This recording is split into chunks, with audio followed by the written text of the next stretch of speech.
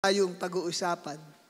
Batay sa theme natin for this whole month of January, ito ay ang The Unique God, na ang topic natin ngayon ay para makilala ng lubusan ng Diyos.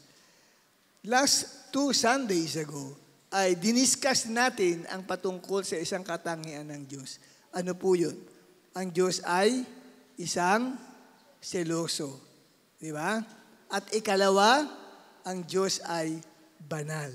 Ngayon namang ikatlong pag-uusapan natin, hinggil sa katangian ng Diyos ay ang Diyos ay, anong tawag diyan? Makatarungan. Nakalimutan ko. Ang Diyos ay makatarungan. Sa English ay the just God. Hindi lang basta matuwid na Diyos, kundi the God of justice. Kasi yung salitang justice ay galing sa root word na just. Ibig sabihin ay makatarungang Diyos. At dito sa atin pong pag-aaral na ito, nawa ay maging bukas ang ating puso sa anuman pong maririnig nating kapahayagan.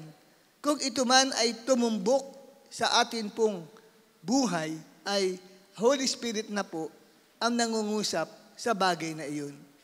At naniniwala ko na ang Diyos ang siyang patuloy pong kikilos, gagawa, at mangungusap sa bawat isa po sa atin. At ngayon po ay babasahin natin ang aklat ng Henesis, Kabanata 18, talatang 17 hanggang talatang 26. Bakit natin babasahin yan? Sapagkat ang Genesis is the book of beginnings. Ito'y aklat ng panimula.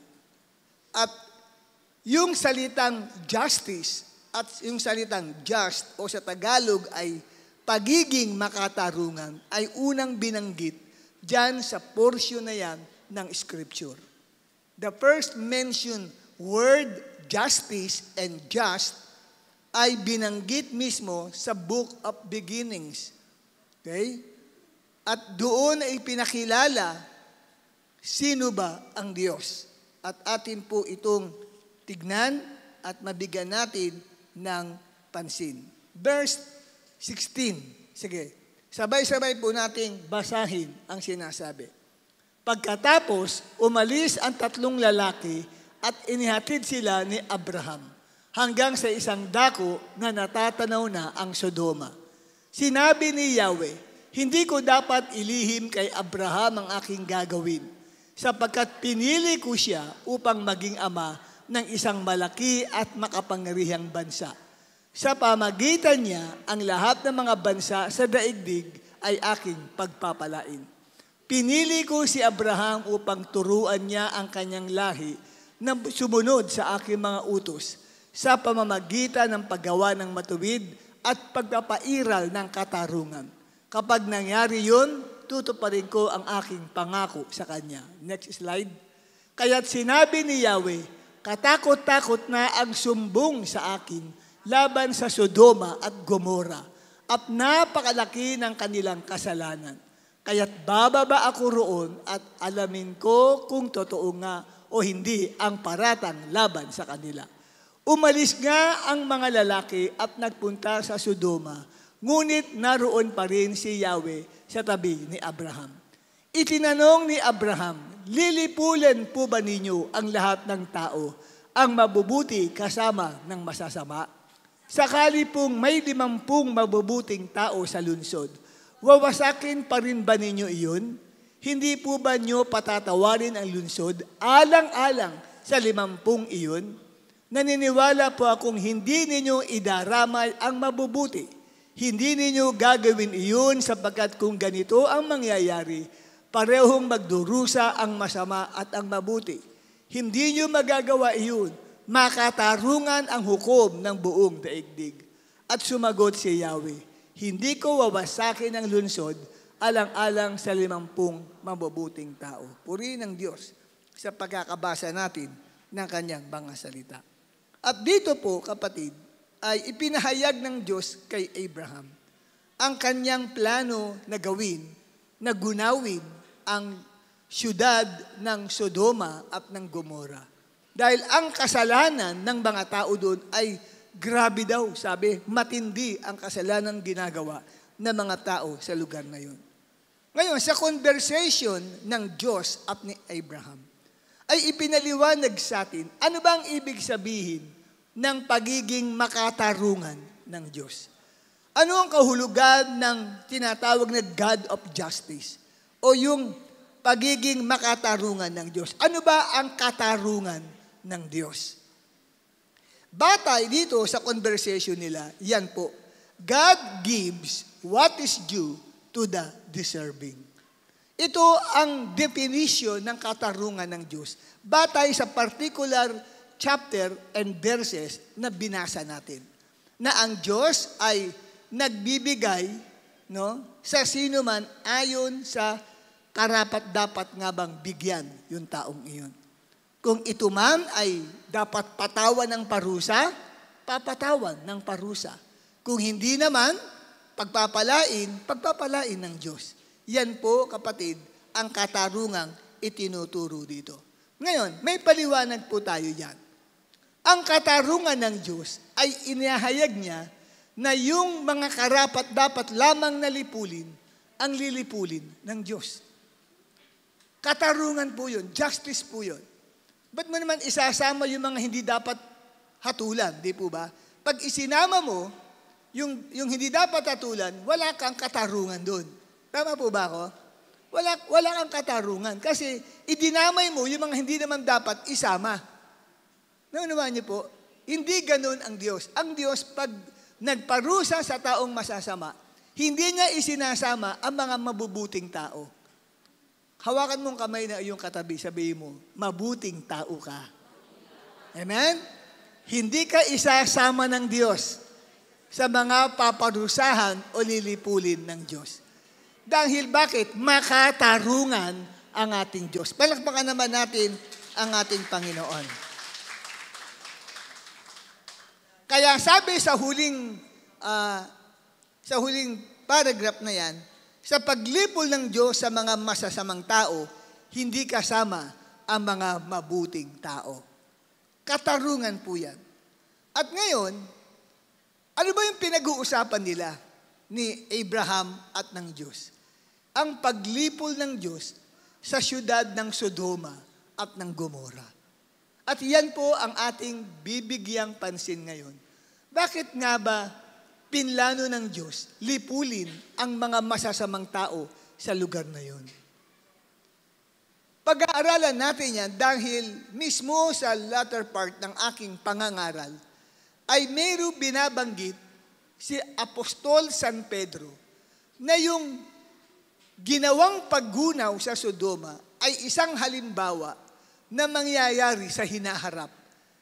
Kung papaano ang Sodoma daw po ay tinupok ng apoy ang mga tao, ganun din daw ang mangyayari sa hinaharap. Ang mundong ito ay tutupukin ng apoy at ang hahabuli ng apoy ay ang mga taong masasama. Okay? Kaya timely ang ating pag-aaral. Ngayon, atin pong bigyan naman bigyan ng pagpapahalaga. Sino ba ang mga masasamang tao na nilipol ng Diyos doon po sa lupain ng Sodoma? Bakit natin pag-uusapan pa yun? Masasamang tao yan. Para maging babala sa bawat isa sa atin. Na wag nating uulitin at sisikaping ikapi ang buhay ng mga masasamang taong ito. Para hindi tayo mapasama sa paglipol na gagawin ng Diyos sa kanila pagdating sa araw ng paghuhukom. At sino-sino ang mga masasamang tao na karapat-dapat daw pong lipulin ayon sa conversation ni Abraham at ng Diyos? Una, ito raw po ang mga taong walang kahihiyan na magbilad ng kasamaan sa publiko. Mababasa natin yan sa aklat ng Henesis 11. Pagkatapos po na dumalaw ang dalawang anghel, doon po sa Sodoma, nakita sila ni Lot. At ang ginawa ni Lot ay tinanggap sila, inialok na pumunta sa bahay para pakainin at doon na matulog. Ang totoo, ayaw pa ng dalawang anghel. Pero nagpumilit si Lot at nahikayat niya ang dalawang angel pumasok sa bahay niya. At dito ay naganda siya ng pagkain. At habang sila ay kumakain, nakarinig sila ng maraming tao sa paligid ng bahay niya. At nang buksan niya ang pinto, ay nakita niya mga kalalakihan mula sa siyudad ng Sodoma ang siyang lumalapit sa kanyang bahay. At dito ay makita natin sa verse 4, sabi ng matutulog na sila, pinaligiran ng mga lalaking taga Sodoma ang kanyang bahay. Lahat ng kalalakihan sa lungsod, bata at matanda ay naroon. At pasigaw nilang tinanong si Lot, nasaan ang mga panauhin mong lalaki? Ilabas mo't makikipagtalik kami sa kanila. Grabe, lantaran na. Naglantad na po, kapatid, no? Ng tunay na kulay ang mga lalaki sa Sodoma at Gomora. Nilantad ang sarili sa publiko ng mga lalaking ito na may pusong babae. Wala nang hiya-hiya pa. Sumisigaw doon po sa labas ng kalsada. At siyempre, may mga kapitbahay din doon.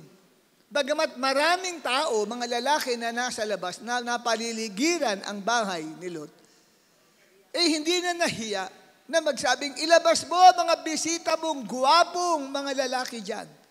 Kasi nagpakita ang mga anghel, kagagwapo, ang tatangkad ho niyan. Ang gwapo po ng mga angels. No? Sino-sino nakakita na ng anghel? Hindi ho sa picture, ha? Hindi sa sine o sa TV na napanood natin.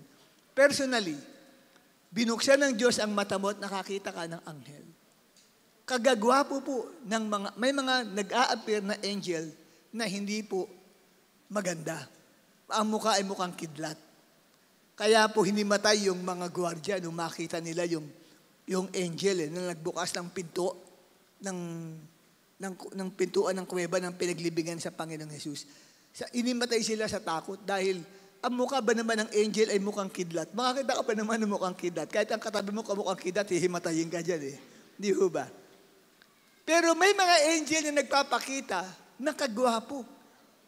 Ang bilis lumaganap ang balita sa siyudad ng Sodoma na mayroong bisita si Lot na kagagwapo.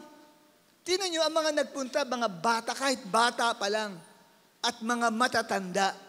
Mga lalaki doon ay nagpunta sa bahay at gusto raw nila makipag-sex doon sa mga bisitang lalaki ni Lot.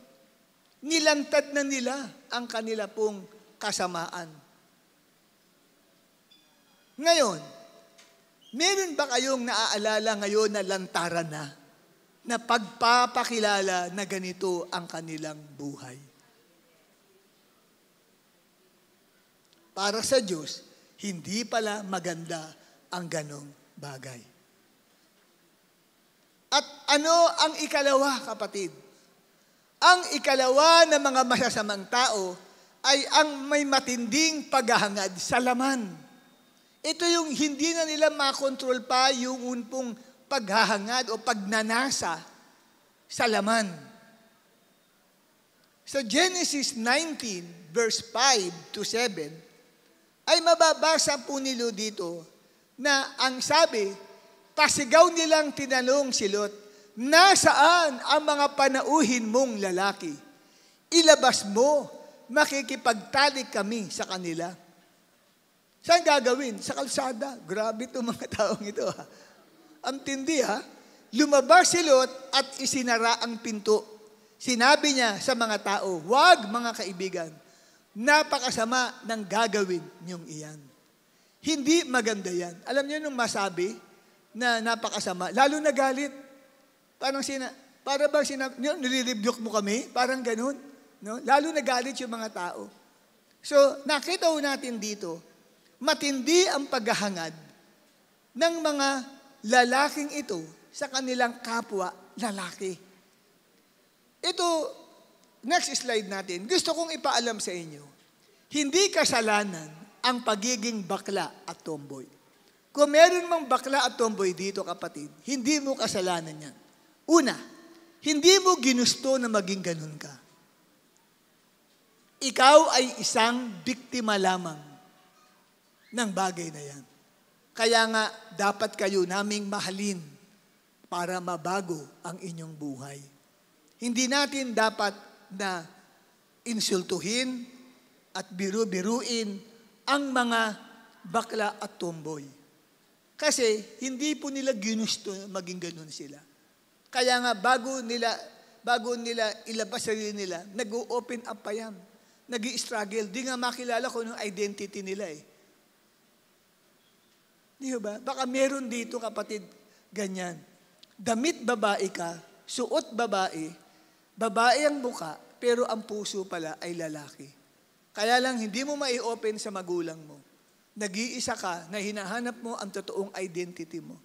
Walang makaunawa sa'yo. Dito sa church, uunawain ka. Iintindihin ka. Pwede kang mag-open at maipag-pray ka. Kasi hindi kasalanan ang pagiging bakla at tomboy. Ang tanong, ano ang kasalanan? Ang kasalanan ay yung naghahangad ka na makipagtalik sa kapwa mo lalaki at kapwa mo babae. Hindi porke bakla o tomboy yan, makasalanan ka. No, don't judge them. Maliban mismo yung bakla at tomboy ay naghahangad na makipagtalik sa kapwa niya lalaki o sa kapwa niya babae.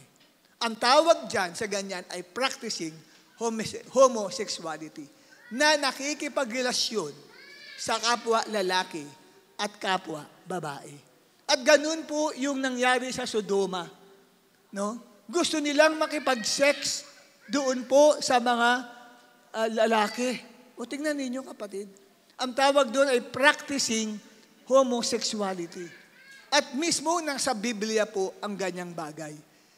Ang hindi pa papasukin sa langit ay hindi pa papasukin sa langit, yun pong sinasabing, wag po tayo pa sa mga ngaral na pagbakla hindi ka papasok sa langit at born again. Kung tomboy ka, nakakilala ka kay Lord, hindi ka papasok sa langit kasi tomboy ka. No, mali po yun. Hindi naman siya nakikipagrelasyon. At wala naman siyang paghahangad na makipag-sex sa mga kapwa niya lalaki at kapwa niya babae. Papasok sa langit yan dahil tumanggap yan kay Jesus Christ. Ang hindi papasok sa langit, eto.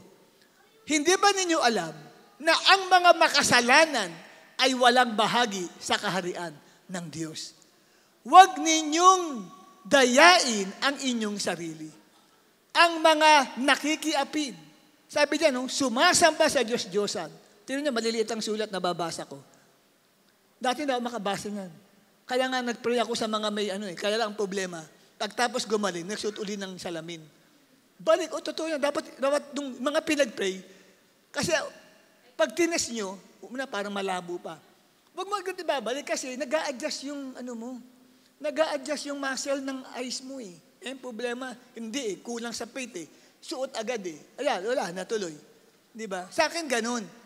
Nung ipinag-pray ko ang sarili ko, kinuman ko yung muscle sa eyes ko, balik sa correct length at makakita, kasi pag nangangaya ko, hindi ko makita yung ganyang kaliit bigla po kamong nag-pray ako, nakita ko ba naman sa shoes, may andiit lang yun andito ang kama, doon pa yung aking table, aparador, may nakapatong na lalagyan ng shoe. Nakalagay doon ay black o color. Alitin ng color, sabi ko, color, black, ako nababasa ko siya. Pagtapos ko ipag-pray, kaya sabi ko, itetest ko nga dito. Kaso, yung iba nakakita, pagtapos ng service, suot agad ang salamin. Ako, sayang. Kaya uwi ako sa bahay, nakutalungkot ako, sabi ko, nagkulang sa pananampalataya. Galing pa man din sa fasting. Dapat umakyat yung faith. Amen? Kasi faith yan. Wag muna. Nag-a-adjust siya. Nag-a-adjust. Okay? Pagpatuloy natin. Sumasamba sa Diyos-Diyosan, nangangalun niya. Ayan, naka-highlights na kulay pula. Nakikipagtalik sa kapwa lalaki at kapwa babae. So, hindi sinasabing basta bakla at tomboy.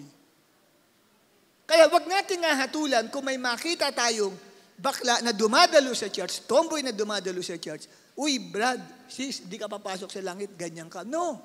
Ang hindi papasok sa langit, yung may relasyon nakikipagrelasyon. At nagkakaroon ng paghahangad na makipagtalik sa kanilang kapwa lalaki o kapwa babae. Yeah, malinaw po sa inyong lahat yan.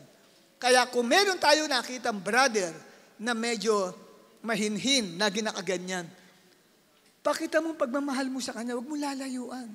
Mas kailangan nila ang tulong natin para lalong mabago at tumigas yung kamay na yan. Pag tumakbo, susunod dyan kapatid, tatakbo na yan. Tigas na ng kamay niya. Bakit? Nadama niya yung pagtulong natin. Amen? Kasi hindi naman sila nakikipag-relasyon eh. Hindi naman sila nakikipag-sex sa parehas na kasarian. At ang ikatlo, mga kapatid,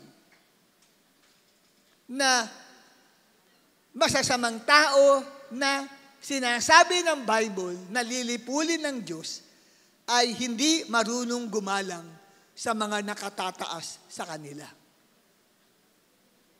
Ito po yung hindi marunong gumalang sa nakatataas sa kanila. Sa Genesis chapter 19, verse 9. Anong sabi nila kay Lot? Ito mga kalalakihang ito. Sumigaw sila, huwag kang makialam, dayuhan. Sino kang magtuturo sa amin ng aming gagawin? Yan po yung sinabi ni Lot eh. Uy, mali yung ginagawa niyong yan. Nirebuke niya sila. Nagalit sila lalo.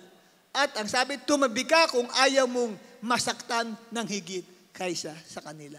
At itinulak nila si Lot at tinangkang wasakin ang pinto ng bahay ni Lot. Grabe, ang bastos po nila. Yan po ang mga nilipol ng Diyos noong panahon ng Sodom at Gomorrah, mga taong bastos. Hindi marunong gumalang sa nasa authority. Nagsasalita ng masama sa mga nasa mataas na posisyon. Ito man ay sa gobyerno. Minumura ang presidente, nilalait ang presidente, ang vice-presidente, ang mga senator, ang mga congressmen, ang mayor, kung ano-ano mga salita ang sinasabi. Yan po kapatid ay gawain ng mga masasamang tao. Ang sabi ng Biblia, igalang nyo ang pinuno ng inyong bayan. Nasa aklat ng Exodus po yan. Amen, mga kapatid? Kahit hindi man yan ang binoto mo, igalang mo pa rin. Amen po ba? At huwag mo pa rin sabihin, yung nanalong yun, magnanakaw yung nanalong yun, mag-ingat ka sa panalita mo, nakaupo na siya. Presidente na eh. Kasi magkakasala ka, mapapabilang ka sa masamang tao. Katulad nito, kapatid, bakit ko nasabi na hindi marunong gumalang sa nakatataas sa kanila? Sino ba si Lot sa Sodoma City? Kilala ba natin si Lot sa Sodoma City? Makikilala natin ang kanyang posisyon dito sa Genesis chapter 19, verse 1. Ang sabi ng Bible, nang gabing dumating sa Sodoma ang dalawang anghel, nakaupo si Lot sa may pintuan ng lungsod. Mahalagang bagay po yan, yung sinasabing pintuan ng lungsod. Bakit mahalaga yung sinasabing pintuan ng lungsod? Sapagkat ang pintuan po ng lungsod ay dyan po ay nakalagay ang gobyerno ng isang syudad, no, na kung saan po ang lahat ng legal na transaksyon ay dyan isinasagawa. Sapagkat kailangan ang mga pinuno po ng kanilang bayan ay saksi sa lahat ng legal na transaksyon. Nakaupo siya doon. Bakit siya nakaupo doon? Maaaring siya ang officer of the day na ina-assign. Kasi sa isang syudad, pag pinag-aralan nyo nung babalikan natin ang unang panahon, no? Kung sasakay tayo sa time machine at babalik tayo sa ancient times, sa isang syudad, maaaring may mga tinatawag silang elders of the city. Ang tawag sa kanila yung mga matatanda sa syudad, elders of the city.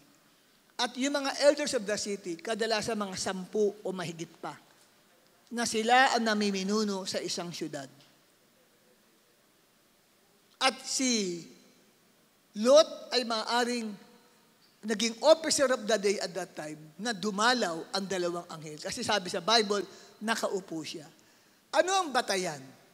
Meron pa pong reference sa Bible sa aklat ng Ruth, Kabanata 4. Next slide natin. Ayan. Ruth chapter 4, verse 1 to 9. Ang sabi niyan, ang gobyerno sa isang city noong unang panahon ay nasa may pintuan ng lungsod na kung saan ang lahat ng legal na transaksyon ay doon ginagawa.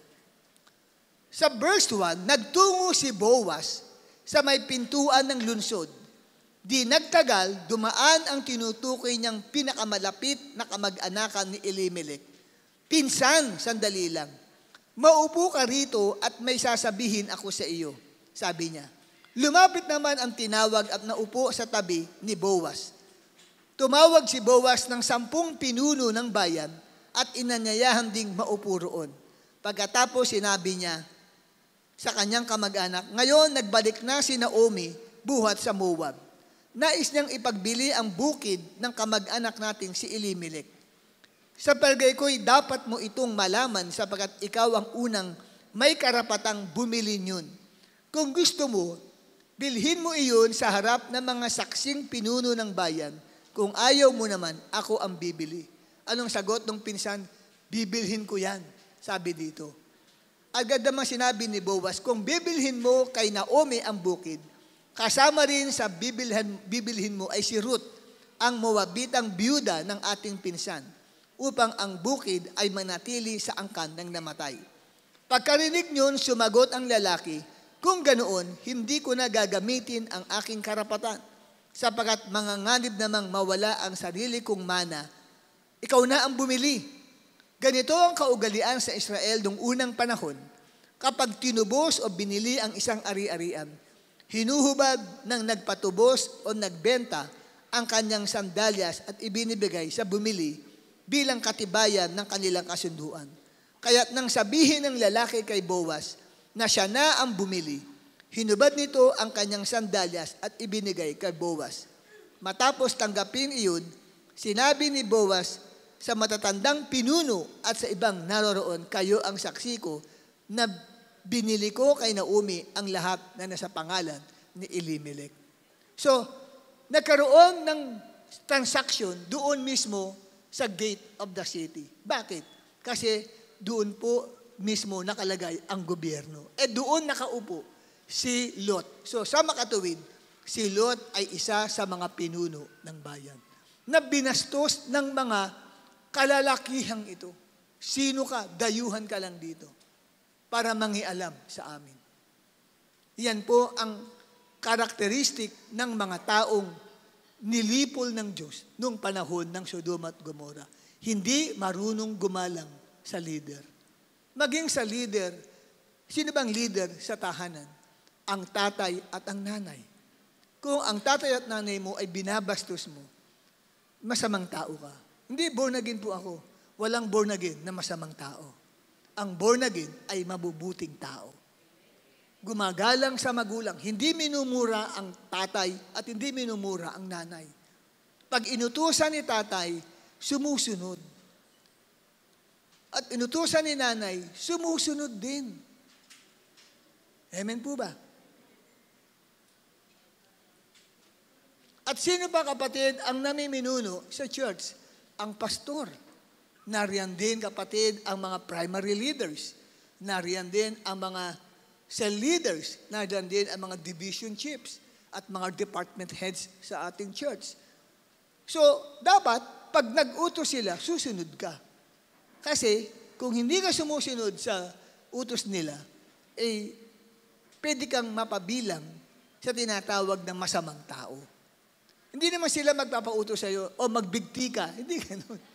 Siyempre ba kang susunod, masama yun eh. Amen? Amen po ba? Hindi naman sila nagpapagawa ng masamang bagay. Amen? So, respeto yun sa mga taong namiminuno. Kaya ang mga tao sa Sodoma, hindi marunong rumespeto sa kanyang kapwa. At ang sumunod naman, kapatid, ika-4, sino ang mga masasamang tao na nilipol sa Sodoma? Ito ang mga taong mabangis ang pag-uugali. Handang sumugod at makipagbasagan ng muka. Grabe to. Sobrang tapang. Kaya nilipol sila ng Diyos eh. Anong sabi ng Genesis 19 verse 9? Di ba sabi kay Lot, tumabi ka kung ayaw mong masaktan ng higit kaysa kanila. At itinulak nila si Lot. Ilan yan? Ang dami yan. Bubugbugin si Lot. Buti na lang, bigla kamong kapatid na binuksan ng 2 angel ang pinto at hinila si Lot sa loob ng bahay. Kasi mabubugbog si Lot.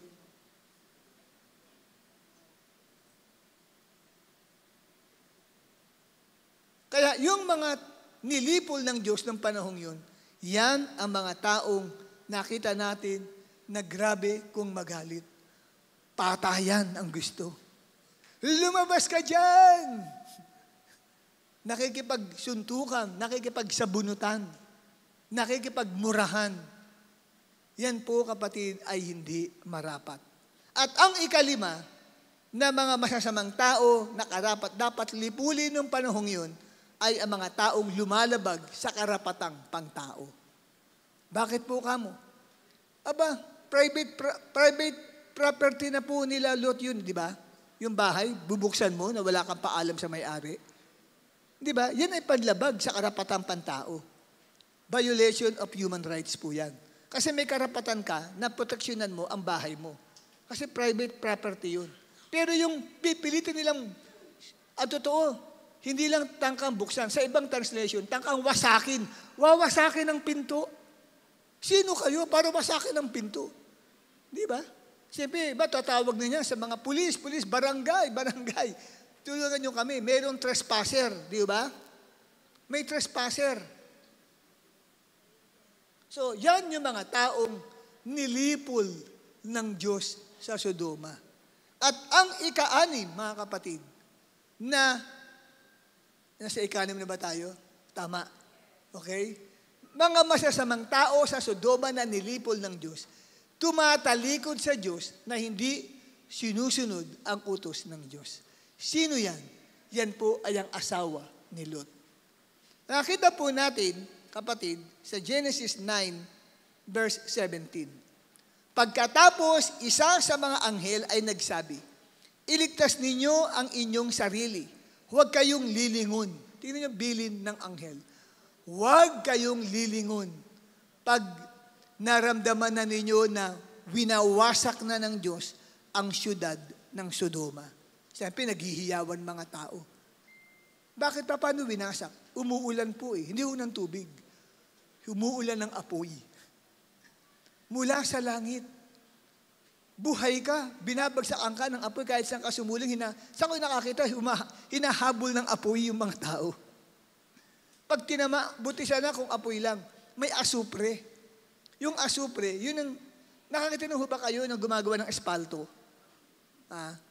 Yung gagawa ng espalto, di ba meron siyang asupre? Yung mga, para kumapit po kumapit yung bato na ginagawa nilang espalto. Mainit ho yun, kapatid. Pag ikaw ay natalsikan man lang nun, naku, pwede malapnusan ka nun. Ang sabi, yung apoy, may dala pang asupre na tumatalsik-talsik. Kaya pag tama, hindi lang apoy, kundi yung mainit na langis, kapatid, nakakapit sa buong katawan mo, talagang mangingisay ka ng gusto. Ganun ang pagpaparusang ginawa ng Diyos sa mga tao sa Sodoma. At dito, kapatid, iba namang klase ang nangyari sa asawa ni Lot. Nakaligtas na nga asawa ni Lot Kaya lang inabot pa rin ang judgment. Kaya lang hindi siya, ika nga ay tinamaan ng apoy, binagsakan siya ng asin. Binagsakan ng asin, patay. Kasi bilin ng Diyos, huwag kayong lilingon. Next slide. Lumingon ang asawa ni Lot at napasama sa mga nilipol ng Diyos. Anong sabi ng Genesis 19:26? Ngunit lumingon ang asawa ni Lot at ito'y naging isang haliging asin. So natabunan po siya ng asin at namatay. Kaya nang si Kristo ay nagkatawang tao at nangaral dito sa lupa. Alam niyo po, pinangaral po niya yan, yung asawa ni Lot. Ano ang sabi niya? Luke 17:32, alalahanin ninyo ang asawa ni Lot. Lumilingon. Ano ibig sabihin yan? Tumatalikod. Tumatalikod kay Lord. dapat ay nagpapatuloy siya na tumatakas doon sa mga makasalanang pamumuhay ng mga taga-Sodoma.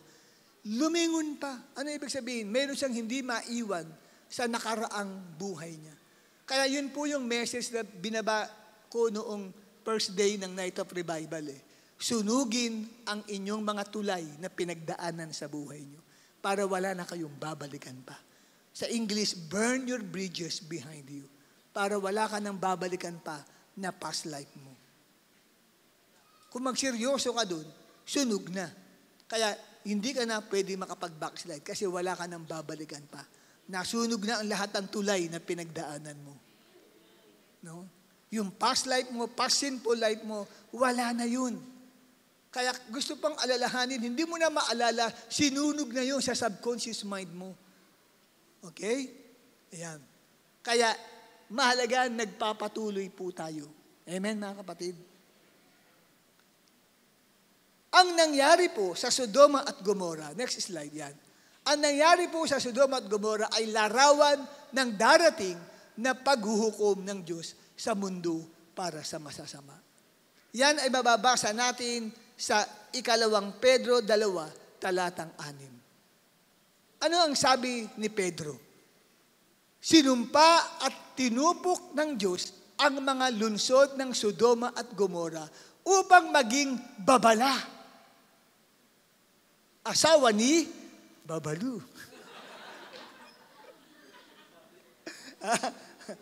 Naalala ko tuloy Babalaw nga pala. No? Nagpatawa ako kasi masyado seryoso kayo lahat eh. Okay.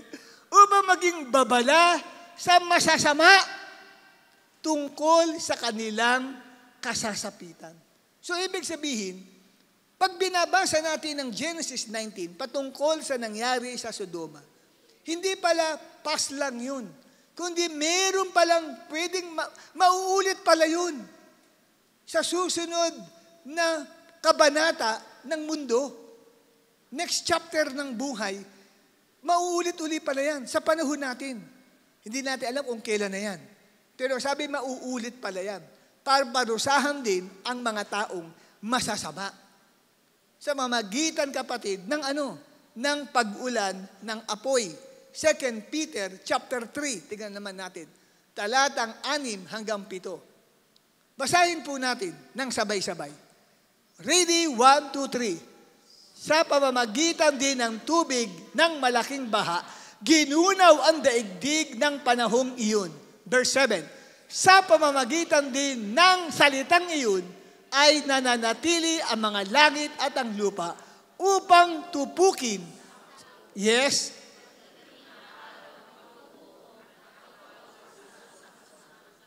upang tupukin saan?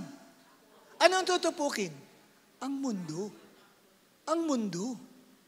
Uulan din ng apoy. Ang totoo po, nung una ako nakakilala kay Lord, January 25, nag-birthday ako nung last Thursday. Spiritual birthday ko yun. 44 years sa biyaya ng Diyos. Naka-44 na taon na akong nakakilala sa Panginoon. Nagdiwang ako ng January 25, kaya lang fasting tayo noon. Kaya nagdiwang ako ng fasting day ng aking ika-44th year ng pagiging born-again Christian. Ngayon, pag uwi ko sa bahay, nalaman ng nanay ko na umatin ako ng Bible study, nagagalit siya. Kaya lang sabi ko sa kanya, Nay, ba't ka nagagalit? Di ba nga, ikaw ang nagkikwento sa akin patungkol sa inatinan mo nung araw. Diyan sa Bethel, ngayon ay COP na. Sabi ko sa kanya. At ikaw ang nagpapabasa sa amin ng Bible. O nga, sabi niya. Natulog ako. Alam mo na, naginip po ako. First time ko na naginip na para ako nanonood ng isang pelikula. Tumingin daw ako sa kalawakan. Kita ko pulang-pula. Mamaya-maya, may mga nalalaglag na mga apoy. Tapos yung mga tao, hindi alam kung saan susuling, takbuhan dito, takbuhan doon. May mga lumuluhod at nagtataas ng kamay, nagmamakaawa sa harapan ng Diyos. Kasi bumababa ang apoy at napakalaking sunog ang nangyayari sa buong Pilipinas. Nanonood po ako. Sabi ko, ano nangyayari na yan? Wala pa akong alam sa Bible patungkol dyan. Hindi ko pa nabasa ang buong Biblia. Tsaka nung may Bible sa bahay, tamad akong basahin, hindi ko maintindihan nung binabasa ko na yun. Malibang ikwento ng nanay ko sa akin. At yun, kapatid. Kaya, noong magbasa ako ng Bible, sabi ko sa nanay ko, Nay, nanaginip ako. Nasa Bible pala yung anak, nasa Bible yun. Na darating ang panahon ng paghuhukom at ang mundong ito ay gugunawin ng Diyos sa pamagitan ng apoy. At ang hahabulin ng apoy ay ang mga makasalanang tao na ayon sa Sodoma, kung ano yung karakteristik ng mga tao sa Sodoma, yun ang hahabulin ng apoy.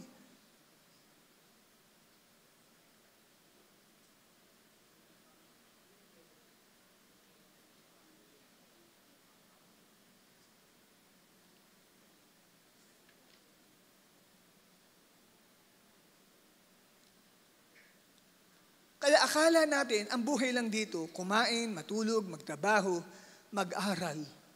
Tapos, yun lang. At parang kampanteng-kampante tayong sarap ng buhay sa mundo. Hindi nalalaman ng lahat ng tao. Ipinahayag ng Biblia, darating ang araw, na uulan ng apoy. At itong mundong ito ay tutupukin. Kaya naghihintay tayo ng isang bagong langit at bagong lupa. Magkakaroon ng isang bagong mundo eh. Pag tinupok na ito, wala na lahat ng mga makasalanan. Puro mga mababait na tao na lang ang titira sa mundo. Sabi mo sa katabi mo, mabait ka ba? Mabait ka? O nagbabait-baitan ka? Hindi po mga nagbabait-baitan ang titira sa bagong langit at bagong lupa.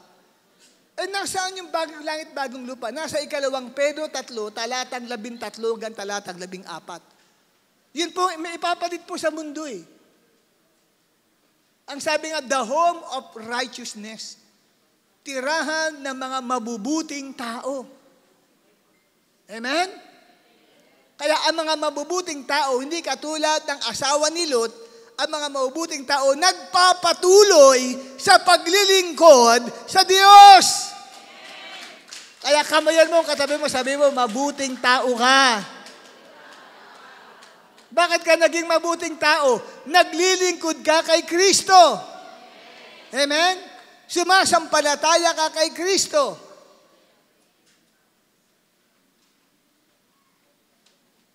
At dito makita natin, sino lamang ang nakaligtas doon sa Sodoma. Sino po nakaligtas? Ang nakaligtas ay si Lot at ang 2 anak na babae. Paano naligtas si Lot at ang 2 anak na babae? Dahil lamang yan sa habag o awa ho ng Diyos. At dahil naalala ng Diyos si Abraham, kaya nailigtas si Lot. Pakita ko sa inyo ang reference. Ang sabi ng Genesis 19:16, ang totoo po nung pinapatakas na sila ng anghel, ayaw pang umalis ni Lot sa siyudad ng Sodoma. Sabi nila, dali, umalis na kayo. Gugunawin ko na ito. Ayaw pa. Parang ayaw pang gumalaw. Siguro nag-aalilangan si Lot. Marami siyang ari-arian siguro. Naisip niya, ang dami kong ari-arian dito na napundar. At saka, ba't ako aalis dito? Iniisip niya. Kaya lang, pinagmamadali siya ng anghel. Ano mo sabi sa Bible? Nag-atubili pa si Lot, ngunit sa habag ni Yahweh. Grabe. Ngunit sa habag ni Yahweh, halos kaladkarin na sila ng mga lalaki o ng anghel palabas ng lunsod. Ano ginawa kay Lot? Kaya nakalabas, kinaladkad. Sabihin, ayaw pa ni Lot umalis. Pati ng pamilya niya, ayaw pa nilang umalis sa Sodoma. Kinaladkad lang sila ng anghel. Ano yun? Awa ng Diyos. Sa gitna ng pagiging makatarungan ng Diyos, meron pa rin bumabalanse doon. Ano yun? Yung sovereignty of God. Sa gitna ng pagiging makatarungan, ang totoo si Lot, deserve din siyang tupukin ng apoy. Kasama din siya, pati pamilya niya. Bakit po kamo? Aba, noong, di ba? Noong sabi nung mga lalaki, Lot, ilabas mo mga bisita mo at makikipag-sex kami sa kanila. Anong sabi ni Lot? Wag mga kaibigan, meron akong 2 anak ko rito. Mga virgins pa sila. ibibigay ko sila sa inyo. Ang tindi ni Lot. Pagsawaan niyo sila kung gusto ninyo. Meron ba ganun tatay, ibibigay 2 anak niya? Sabihin, dapat kasama din siyang lipulin eh. Kaya lang, grabe yung awa pa rin ng Diyos sa kanya. Sa gitna ng pagiging makatarungan ng Diyos, deserving ng isang tao, parusahan siya. Pero pwedeng hindi siya isama sa parurusahan ng Diyos. Sa halip, bibigyan siya ng Diyos ng biyaya. At yan po, ang tawag dyan ay sovereignty ng Diyos. Kung gusto ng Diyos, iligtas ka kahit you deserve God's punishment, but I want you to be saved. Ililigtas ka ng Diyos. Gusto niya yun eh. Di meron ng favoritism ang Diyos. No, there is no favoritism with God. God is just.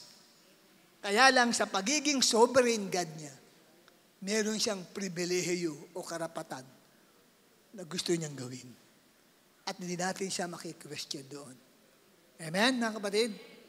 Yun. Kaya doon pumapasok ang biyaya.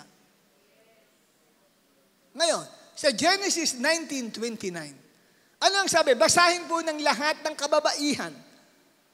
Kalabitin mo. Sabi mo, kung babae, sabi mo, oy, basahin natin yan. Hindi nagbabae-baihan, ha? Babae talaga. Genesis 19:29, 1, 2, 3, read!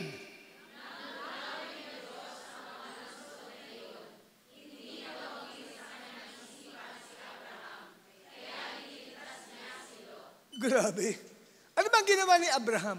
Nag-intercede. Nag-intercede kasi si Abraham bago gunawin. Sabi niya, Lord, kung may 50 po bang matuwid doon, gugunawin niya pa rin. Alang-alang sa 50, hindi ko gugunawin ang Sodoma. Nakita na, siguro na in-estimate ni Lot, ni Abraham, walang si 50. Kung may 45 po, ay hindi ko pa rin gugunawin. Tawad Lord, kung may 40 pa rin. Hanggang sa, kung may 10, alang-alang sa 10, hindi ko gugunawin.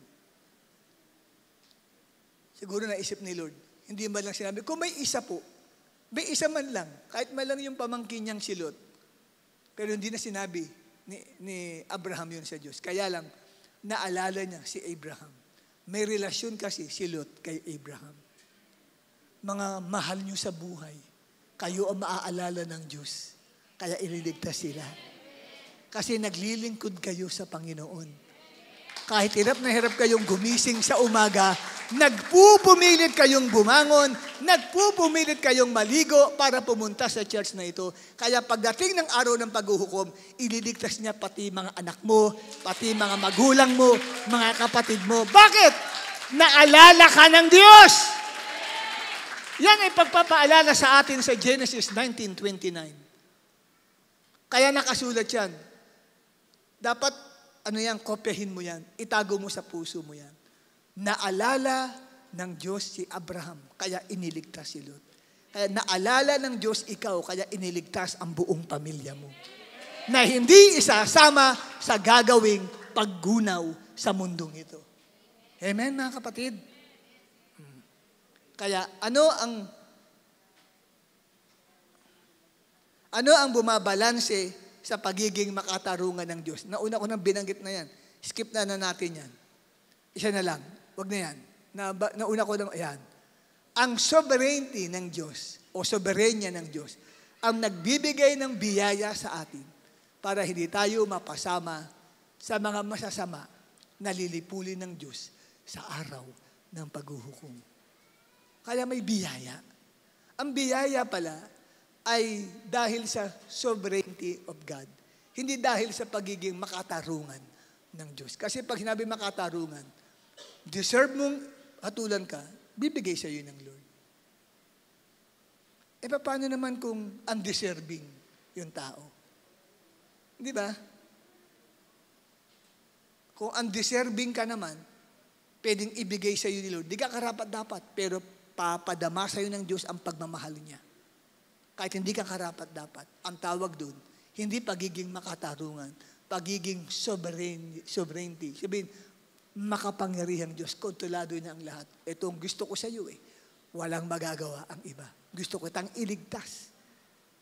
Kahit magreklamo pa ang iba, Kahit sabi ni Satanas, wow, wag niyong iligtas yan. No, wala siyang magagawa. Ginusto ng Diyos na iligtas ka. Bakit? Kasi ang katangian din ng Diyos, siya ay Diyos ng pag-ibig. Siya ay Diyos na maawain din.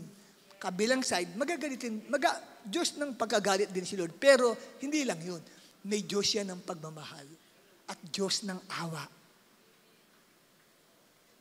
Amen po ba? Kaya, ano ang sabi? 2 Peter 3:9, ito yung last slide ko na. Ang Panginoon ay hindi nagpapabaya sa kanyang pangako, gaya ng inaakala ng ilan. Sa halip, nagbibigay siya ng pagkakataon sa lahat, sapagkat hindi niya nais na may mapahamak, kundi ang lahat ay makapagsisi at tumalikod sa kasalanan. Grabe. Ang tindi ng pagmamahal ng Diyos sa tao.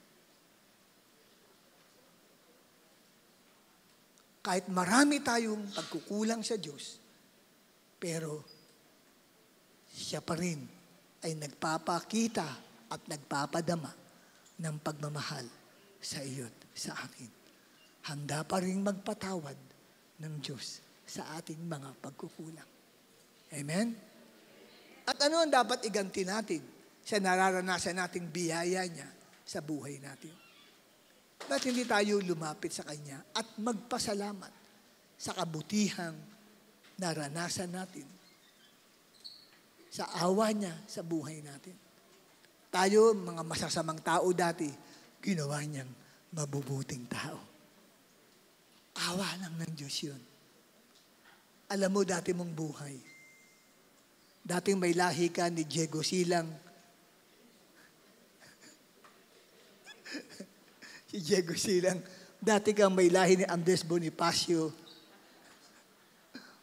talagang ika nga ay matapang at lumalaban. Pag naadgabyado, di ka pumapayag, lumulusob ka. Pag minura ka, nakikipagmurahan ka din.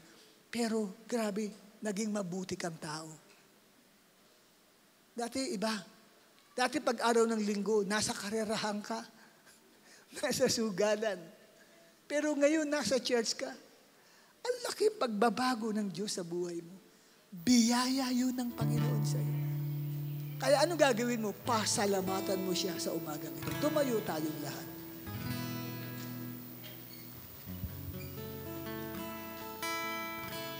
Yun ay dahil sa pagiging soberenya ng Diyos.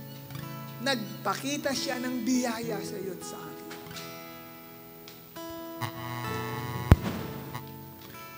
Kaya habang nakapikit tayo, alalahanin mo yung dati mong ugali nung araw.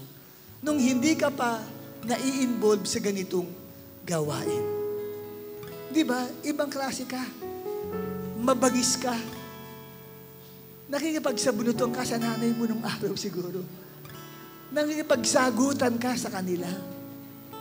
Naglalayas ka pag pinagagalitan ka ng magulang mo nung araw. Pero ngayon, iba ka na. Nabago ka. Lord, ang biyaya mo sa buhay ko. Ginawa mo akong mabuting tao. Amen? Taas natin ang ating mga kamay kay Lord.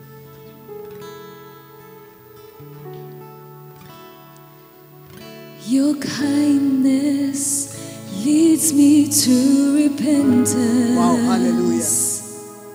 Your goodness draws me to your side. Your mercy calls me to be like you. Your favor is my delight.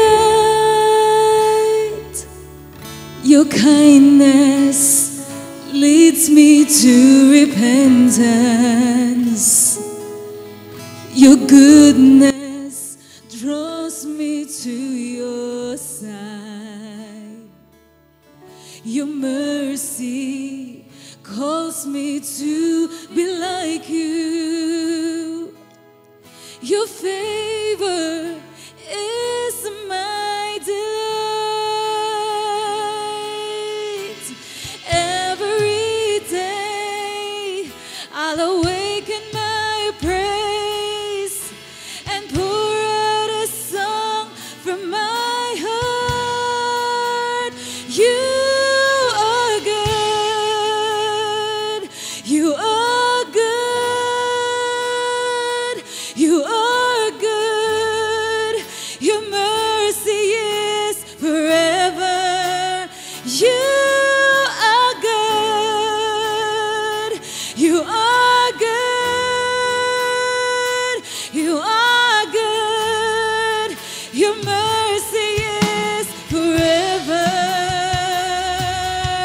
Your kindness leads me to repentance. Your goodness draws me to your side. Your mercy calls me to be like you. Your favor is my delight. Every day I'll awaken my praise and pour out a song from my heart. You are good. You are good. You are good. Your mercy is forever. You are good. You are good. You are good. Your mercy is forever. Your kindness is forever. Your goodness is forever. Your mercy is forever. Forever. Your kindness is forever. Your goodness is forever. Your mercy is forever. Forever.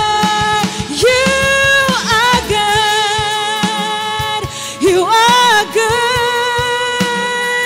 You are good. Your mercy is forever. You are good. You are good. You are good. Your mercy is forever. Your kindness is forever. Your goodness is forever. Your mercy is forever. Forever. Your kindness is forever. Your goodness is forever. Your mercy is forever. Forever. Your kindness is forever. Your goodness is forever. Your mercy is forever. Forever. Your kindness is forever. Your goodness is forever. Your mercy is forever. Forever. Abba, Father, maraming salamat sa inyong pagiging makatarungan. Gayunpaman, sa inyong pagiging sovereign God, nagbibigay kayo ng biyaya sa amin para hindi kami mapasama sa mga masasama na lilipulin po ninyo sa araw ng paghuhukom. Abba, Father, salamat po sa inyong pagmamahal, sa inyong pagpapakita ng kagandahang loob sa aming mga buhay, na kung saan ay nagbibigay kayo ng pagkakataon sa lahat ng tao, sabagat hindi nyo nais na mapahamak ang sinuman, kundi lahat ay makapagsisi at tumalikod sa kasalanan. Salamat po, Abba, Father. Salamat po. Aba, kung sino man ang nandito ngayon na nakikita niya sa kanyang sarili na naaalipin siya ng kasalanan, mayroong kasalanang bumibihag sa kanyang buhay, palayain mo po ang taong iyon. Dalangin ko po yung biyaya mo ay bumaba sa kanyang buhay. Akayin mo siyang magsisi, tumalikod sa lahat ng kasalanan na kanya nga pong nagawa. Sa pangalan ng Panginoong Jesus, iwan na niya, talikuran na niya ang kasalanan. At dalangin namin sa iyo na maranasan niya ang isang bagong buhay.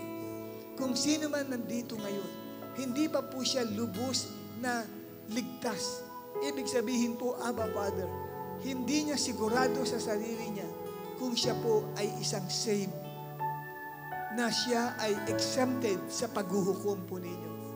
Tulungan mo pong lumapit siya sa iyo at manalig at sumampalataya sa iyo bilang Panginoon at tagapagligtas ng kanyang buhay. magbukas po siya ng kanyang puso sa iyo sa umagang ito at kilalanin kanya. Mga kapatid, sino man po sa inyo, sa sarili ninyo, you are still unsaved. Alam mo sa sarili mo na ikaw ay hindi paligtas. Pag dumating ang araw ng paghuhukom, tingin mo mapapasama ka sa huhukuman ng Diyos. Lumapit ka sa Panginoon.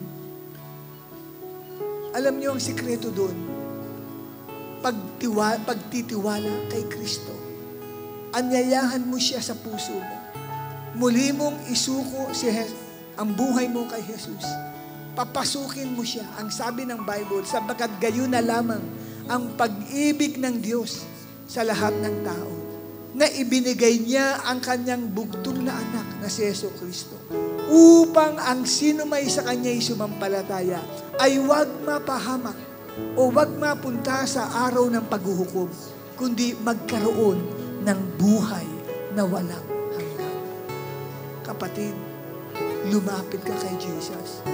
Kung nais mong tanggapin si Jesus sa puso mo, saan ka man nakatayo ngayon, you don't need to come here in front. No. Just where you are right now, taas mo ang iyong kanang kamay, yung right hand mo. Kung nais mong kilalanin si Jesus sa puso mo, nais mo siyang tanggapin at alam mo sa sarili mo, hindi ka pa saved.